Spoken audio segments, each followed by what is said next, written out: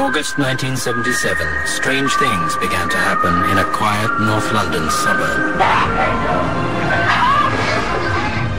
The Enfield Poltergeist merupakan kasus supranatural yang pernah menghebohkan Inggris Raya antara tahun 1977 hingga 1979. Gangguan misterius yang dialami oleh sebuah keluarga di London inilah yang mengilhami diproduksinya film The Conjuring 2, The Enfield Poltergeist.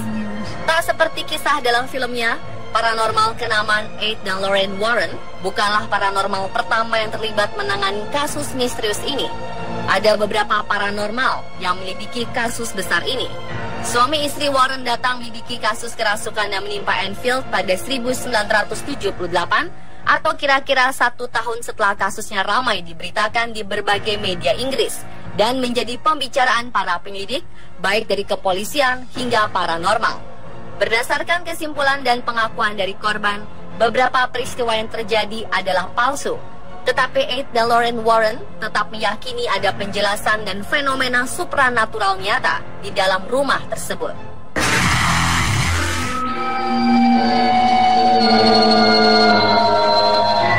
Teror Enfield Poltergeist dianggap sebagai salah satu kasus paling menarik dari aktivitas paranormal yang pernah terjadi.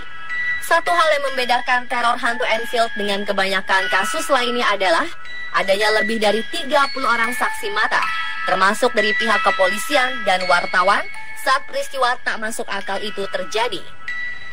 Selain itu, ada lebih dari 2.000 bukti yang telah dikumpulkan sebagai bahan penelitian teror Enfield Poltergeist dan dilakukan oleh paranormal terkemuka, Maurice Grosse dan jurnalis Guy Lyon Playfair. Keduanya merupakan anggota dari Society for Psychical Research.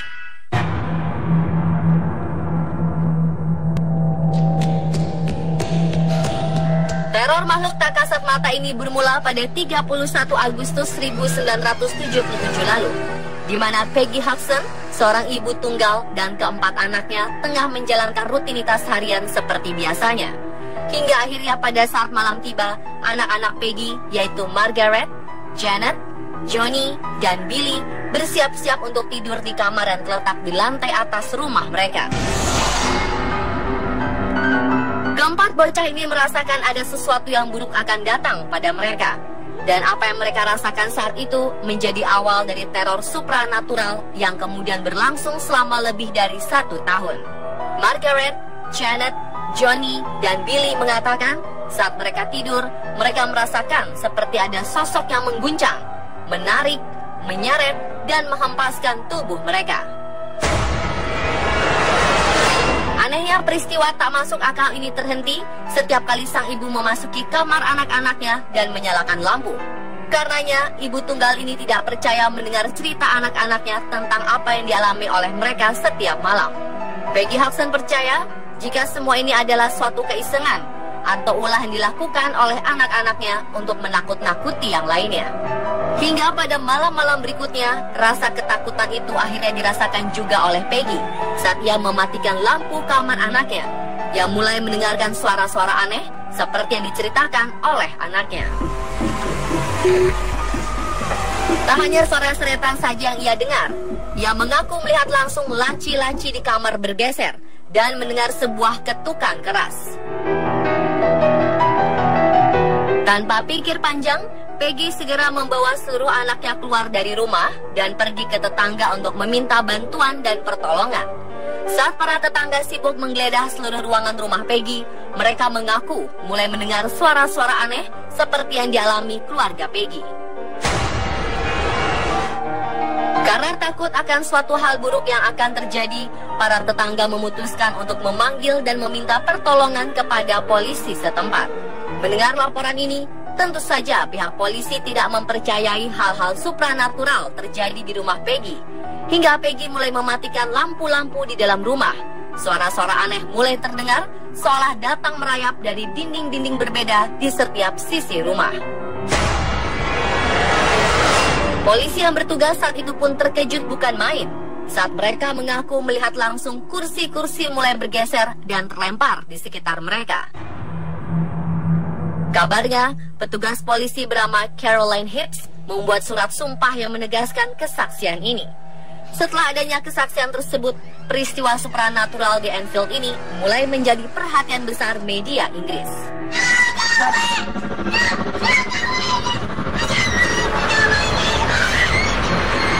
Hari-hari berikutnya, aktivitas paranormal yang terjadi di rumah keluarga Hobson kian memburuk. Konon, hampir semua barang-barang yang ada di dalam rumah, seperti mainan, lukisan, barang pecah belah, hingga perabot rumah tangga, mulai bergerak dan terlempar dengan sendirinya. Suara-suara aneh juga semakin jelas dan keras terdengar. Tak hanya bagi keluarga Peggy saja, tetapi para tetangga juga mengaku mendengar kegaduhan yang terjadi di rumah Peggy. Genangan air dan nyala api pun dikabarkan sering muncul dan menghilang secara tiba-tiba, seolah memberi ancaman pada Peggy dan anak-anaknya.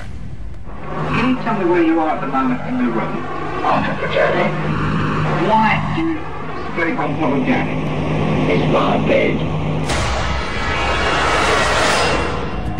Gemparnya pemberitaan mengenai aktivitas poltergeist ini membuat paranormal ternama dunia Maurice Grosse dan jurnalis Gail Leon Playfair tertarik untuk menyelidikinya.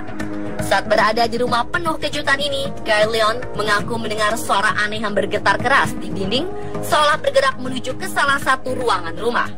Gail Leon kemudian menemukan sebuah tempat perapian yang telah luluh lantak dengan dinding yang rusak. Insiden ini berhasil direkam secara langsung dan menjadi salah satu dari 2.000 bukti yang nantinya berhasil dikumpulkan. Saat Peggy dan anak-anaknya diliputi rasa takut akan ancaman poltergeist, paranormal Maurice yang pada saat itu menginap selama beberapa hari menemukan fakta yang sangat ia khawatirkan. Kekhawatiran Maurice akan target poltergeist menyerang salah satu dari anggota keluarga ternyata terjadi.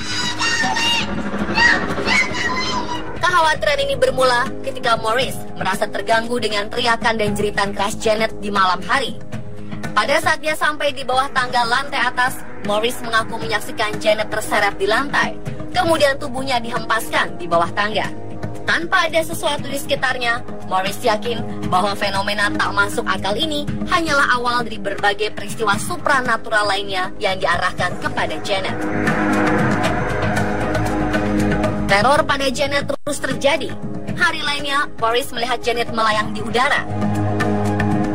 Berputar-putar, tubuh terlempar Janet ke dinding dan jendela. Kemudian terjatuh ke lantai. Di hari berikutnya, tirai-tirai jendela kamar seperti bergerak cepat dan melilit leher anak-anak Peggy saat tidur dalam upaya mencelakai mereka. Melihat kondisi yang makin memburuk, akhirnya Maurice Grosse dan Gail Leon Playfair berinisiatif untuk melakukan proses mediasi paranormal. Maurice menyebut proses ini dengan sebutan wawancara dengan poltergeist. Why are you invisible? My kitty hangs out there. Tak berapa lama kemudian, Janet mulai menunjukkan perubahan-perubahan aneh. Suara yang dikeluarkan dari gadis berusia 11 tahun ini berubah menjadi serak, bagai seorang kakek tua. Kedua tangannya seperti ingin mencengkram dengan tatapan mata yang tajam.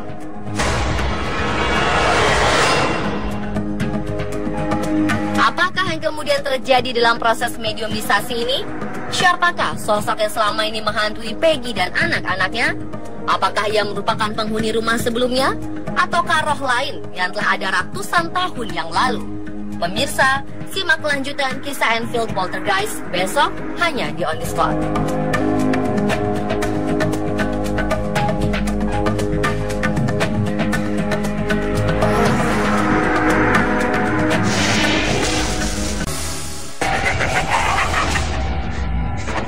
Es passierten Dinge, die für mich lebensbedrohlich waren.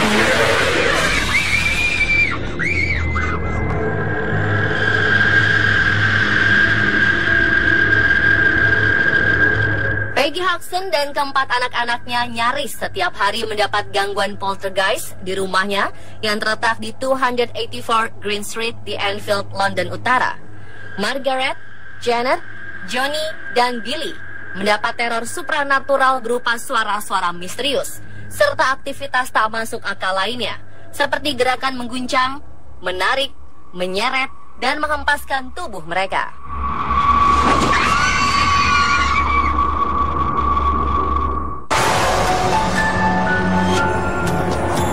Pada puncaknya, putri kedua Peggy, Janet, menjadi sasaran utama dari sosok misterius yang selama ini mengganggu mereka. Menurut paranormal, Maurice Grosse, tubuh Janet bahkan diseret, melayang di udara, hingga terlempar ke tembok. Saat itulah, Maurice dan rekan jurnalisnya, Gail Leon, memutuskan untuk melakukan mediumisasi dengan harapan mereka bisa berkomunikasi dengan sosok yang dikhawatirkan telah menguasai tubuh Janet. Hasilnya, konon, gadis berusia 11 tahun ini mengeluarkan serak bagi suara milik kakek tua. Good evening. Good evening. Are there some of you there? What are you called? And where's Harry? That's a joke, isn't it? Dalam interaksi tersebut, akhirnya terkuak bahwa sosok yang menguasai tubuh Janet bernama Bill. Diduga, Janet menjadi pusat aktivitas gaib karena ia sedang berada dalam transisi antara masa kanak-kanak dan dewasa. Karena 2 bulan sebelum kejadian, Janet baru saja mengalami menstruasi pertamanya. Konon, lewat wawancara tersebut terkuak bahwa sosok pria tua ini mengalami pendarahan dan meninggal di kursi di sudut bawah rumah mereka. Dan percaya atau tidak, proses mediumisasi ini, fenomena suara Bill benar-benar terekam. This is not your house. Now, what's your name? My name is Bill Wilkins, and I'm 72 years old. Setelah mediumisasi lewat Janet usai, Maurice dan Gail Leon mulai menemukan titik terang.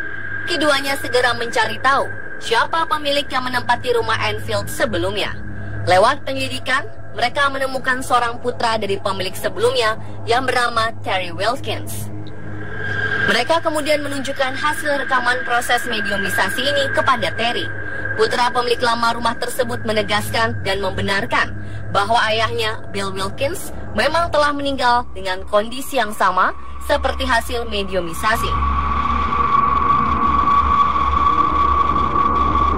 Terry berpendapat, mungkin arwah sang ayah merasa terusik oleh keberadaan pemilik baru. Terry juga menyebutkan bahwa di masa sakit, ayahnya sering merasa frustrasi dan depresi.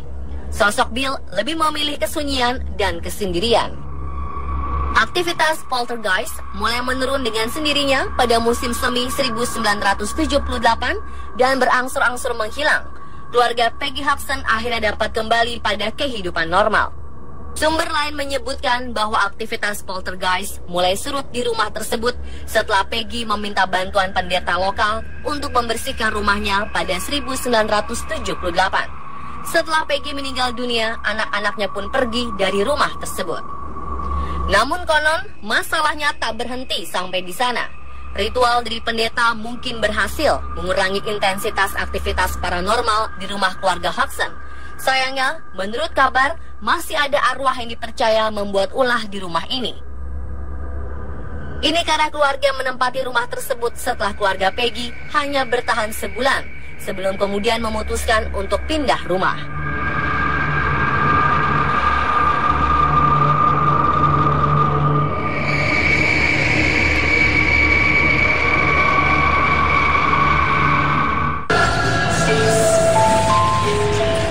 Meski penduduk setempat, pendeta, serta kepolisian telah menjadi saksi mata terjadinya fenomena poltergeist di rumah Peggy Hobson, tetap saja masih banyak pula orang-orang yang tidak mempercayai peristiwa ini. Mereka menganggap bahwa aktivitas poltergeist Enfield adalah tipuan. Bahkan kasus tentang kebenarannya pun masih menjadi perdebatan hingga sekarang. Salah satu orang yang tak mempercayai kisah Enfield poltergeist adalah seorang akademisi bernama Anita Gregory. Menurut Anita, hal yang membuat dia tak percaya adalah sikap Janet yang tidak selalu terbuka saat wartawan mewawancarainya. Selain itu, Janet juga mengakui bahwa ia pernah pura-pura dan berakting kerasukan beberapa kali saat direkam atau diwawancara.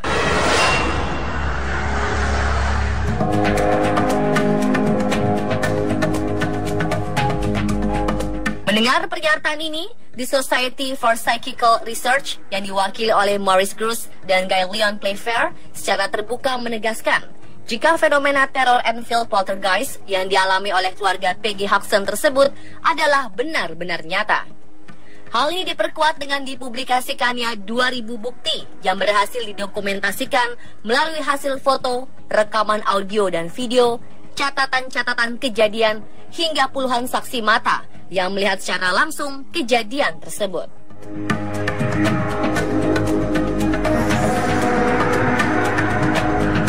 Jadi, benarkah peristiwa ini terjadi atau hanya rekayasa?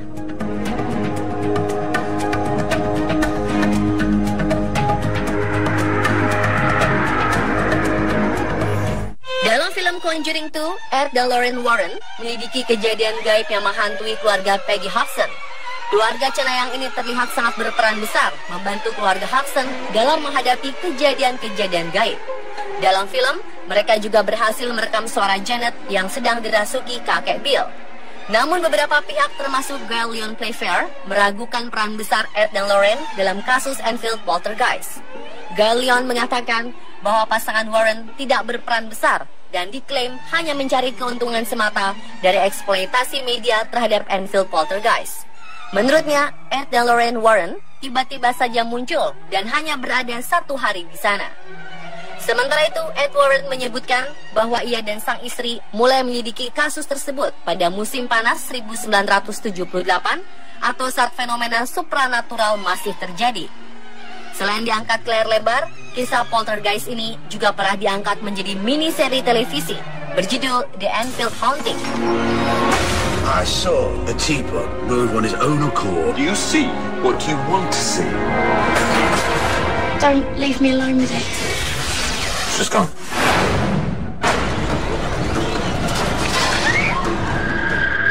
Di sini nama Ed dan Lorraine Warren sama sekali tidak disebut. Kisah miniseri tersebut lebih mengangkat penyelidikan yang dilakukan oleh Boris Gross. Kini rumah Enfield dimiliki oleh keluarga lain, dan belum ada laporan aktivitas supranatural atau kejadian-kejadian aneh tak masuk akal apapun dari sana.